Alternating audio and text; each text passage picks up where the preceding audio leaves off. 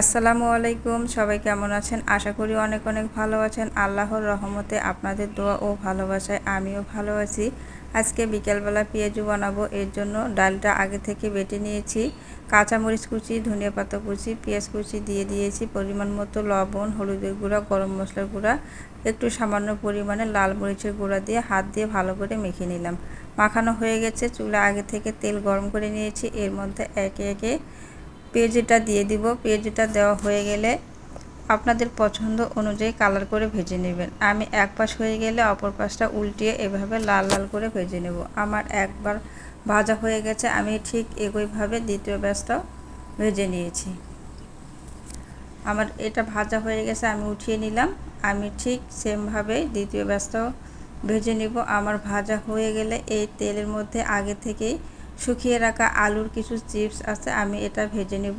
আমার আলুর চিপস এবং পেঁয়াজু সম্পূর্ণটা রেডি। এখন শুধু খাওয়ার পালা। সবাই ভালো থাকবেন, সুস্থ থাকবেন। আসসালামু আলাইকুম।